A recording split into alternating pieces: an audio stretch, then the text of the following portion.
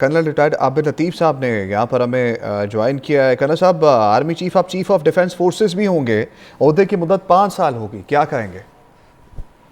जी बहुत शुक्रिया लाइन पे लेने के लिए। जी आपने देखा अभी आज जैसे नेशनल असेंबली में भी ये अनाउंस हो गया। जी बिल्कुल, वो सीडीएस जो है वो उनका tenure assumption of the appointment के साथ ही 5 इयर्स जो है वो हो जाएगा। और मैं समझता हूँ कि ये इट्स गुड ओमन फॉर द कंट्री, क्योंकि एक जो जिस तरीके से वॉरफेयर के अंदर चेंज आई है, जिस तरीके से अब जो मॉडर्नाइजेशन हुई है सारी की सारी, और जो एमर्जिंग थ्रेट्स हैं, आई थिंक एक बहुत ही cohesive command and control system और एक जो स्ट्रेटेजिक डिसीजन मेकिंग है उसकी जरूरत थी। तो मैं समझता हूँ जी कि ये बहुत it will bore very well. अच्छा कर्नल साहब, बिलाशुबा ये एक बहुत बड़ा अमेंडमेंट की गई है, एक बड़ा फैसला है। आर्मी चीफ ने जिस तरह से कमांड किया ऑपरेशन बरयान महसूस के अंदर, और जिस तरह से उनकी कमांड ने हमें फतह दिलाई है दुश्मन के ख़िलाफ़, ये बहुत बाइस फ़ख्र है हमारे लिए भी और कौम के लिए भी। जी बिल्कुल, बिल्कुल ऐसे ही है जी। देखिए क्योंकि जो मार्क हक को अगर आप देखें, बेंचमार्क इसमें मार्क हक है। और देखिए जैसे कुछ लेसन थे जो 65 की वॉर के थे, जिसमें 65 की वॉर के बाद का एक लेसन ये था कि chairman joint chief of staff committee बनाया जाए, और थोड़े अरसे के बाद बनाया गया, क्योंकि जो आपस में जो एक नेसेसरी कोऑर्डिनेशन है उसको ताकि यकीनी बनाया जाए।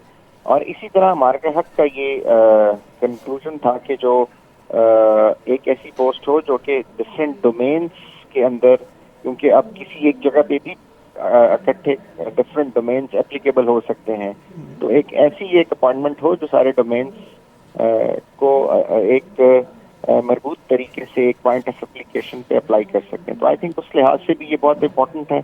और फिर जो इमर्जिंग टेक्नोलॉजीज हैं जिनको अगर आपके इस्तेमाल हो जाएं तो वो बहुत ही डिस्ट्रप्टिव टेक्नोलॉजीज के तौर पे आपके अगेंस्ट भी इस्तेमाल हो सकती हैं। तो एक तो आपने उनसे बचना है, और उसको काउंटर करने के लिए दुश्मन के अगेंस्ट आपने खुद भी इनका इस्तेमाल करना है, जिसमें ईडब्ल्यू है, जिसमें इलेक्ट्रॉनिक वॉरफेयर है, फिर इसमें इलेक्ट्रॉनिक काउंटर मेजर्स हैं, फिर साइबर डोमेन है, कॉग्निटिव डोमेन है, सैटेलाइट्स हैं, और इन सारी चीज़ों से जो बन के जो लिंक बनता है, जैसे आपने मार्केट में भी देखा है, जो पाकिस्तान ने लिंक 17 डिवाइस किया, और जिसके थ्रू ये जो है एक साइनर्जी क्रिएट की स्पेस और एयर के अंदर और ग्राउंड के अंदर, जिससे दुश्मन के जो 7 जहाज हैं वो भी गिरा दिए गए और भी टारगेट हिट किए गए।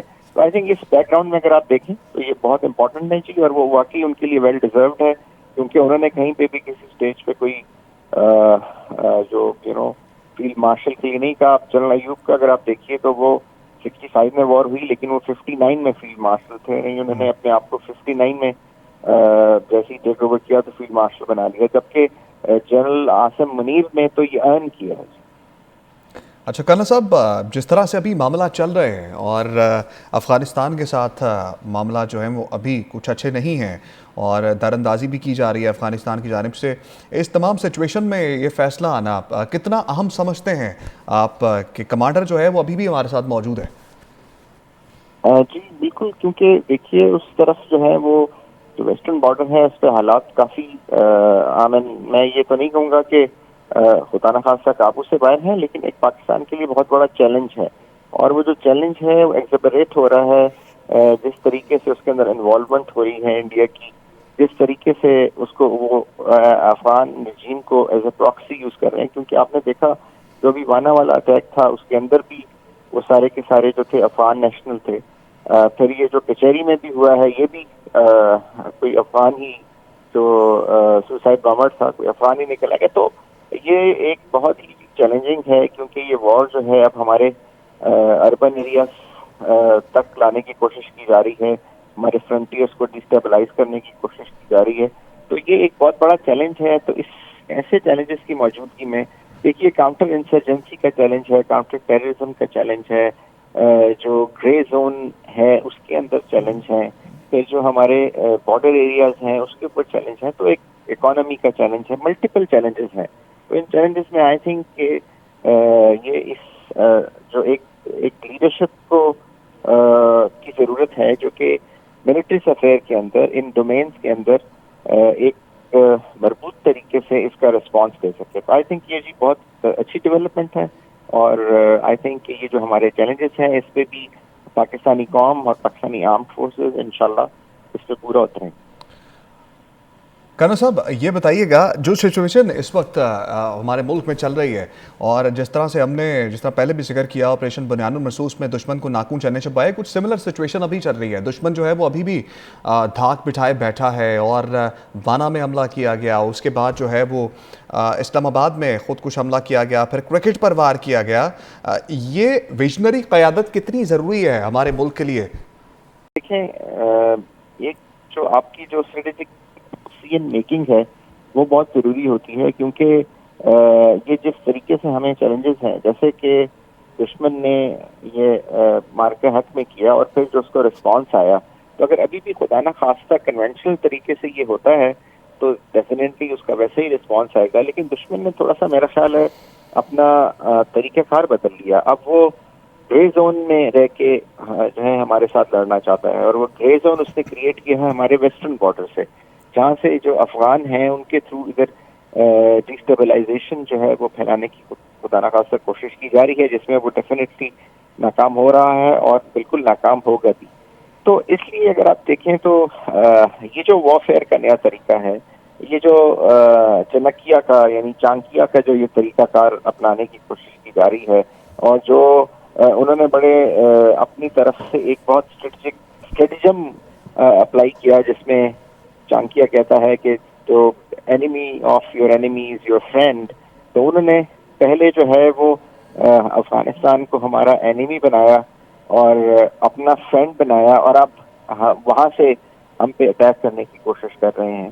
تو وہ اس میں بھی کامیاب نہیں ہوں گے, کیونکہ یہ افغان جو لوگ ہیں وہ میں سمجھتا ہوں کہ بہت معصوم لوگ ہیں, اور ظاہر ہے ان کا کوئی قصور نہیں ہے. پاکستان ان کو اپنا اسلامک برادر سمجھتا ہے, اور پاکستان نے ہمیشہ افغان کو سپورٹ کیا ہے. تو یہ جو ایلیمنٹ ہے ٹیررزم کا, یا جو لوگ پاکستان میں انٹرفیئرنس کرا رہے ہیں, آئی تھنک انشاءاللہ تھوڑے عرصے میں جو افغان عوام ہے ان کو بھی کلیئر ہو جائے گا کہ یہ خود افغانستان کے دشمن بھی. اچھا کرنل صاحب یہ بتائیے گا کہ جس طرح سے تعریف ہوئی پاکستان کی, اور فیلڈ مارشل عاصم منیر کی, اور امریکہ میں بھی ڈونلڈ ٹرمپ نے بھی سراہا, اور جو موجودہ حالات چل رہے ہیں, کتنا ضروری ہے کہ اسی سیم ویژن کے ساتھ, اسی سیم سوچ کے ساتھ, اسی سیم اسٹریٹجی کے ساتھ آگے بڑھا جائے اور دشمن کا مقابلہ کیا جائے؟ دیکھیے, جب ایکسٹرا آرڈینری سچویشنز ہیں تو اس کا حل بھی, اور اس کے لیے آپ کو میئرز بھی ایکسٹرا آرڈینری لینے پڑیں گے. آپ کو آؤٹ آف دی باکس سوچنا پڑے گا. آپ کو جو سب سے پہلی چیز ہوتی ہے ہمیشہ سے, جو بھی کریکشن ہو, پہلی اسٹرکچرل کریکشن ہوتی ہے. آپ انفراسٹرکچر میں یا اس کے فولڈ میں جب آپ کوئی بلڈنگ بناتے ہیں تو اس کے اندر چینجز کرتے ہیں, یا اس کے اندر آپ ایڈیشن کرتے ہیں, یا آپ اس کو ٹھیک کرتے ہیں. تو یہ آئی تھنک یہ اسٹرکچرل ریفارمز ہیں جو کہ ایمرجنگ چیلنجز کو اسٹرکچرلی فیس کرنے کے لیے بہت ضروری ہیں. تو جی یہ اس لحاظ سے یہ آئی تھنک یہ ایک ضروری چیز ہے, کیونکہ چیلنجز بہت بڑھ گئے ہیں. چیلنجز اگر آپ دیکھیں تو کوئی بھی کنٹری, یہ امریکن جو ڈاکٹرین تھا 80s میں, 90s میں, اور ایون لیٹ ارلی 20s میں بھی, وہ یہ تھا کہ امریکہ کی جو کیپیبلٹی تھی, جو 700 کے قریب مور دین 700 بیسز ہیں, وہ یہی تھی کہ امریکہ 2.5 وار سائملٹینیسلی لڑ سکے. یعنی کسی بھی ملک میں اگر ایک ریجن میں وہ وار لڑ رہا ہے تو دوسرے ریجن میں بھی لڑ سکے, اور اس کے ساتھ 0.5 کسی اور جگہ پہ بھی انوالو ہو سکے.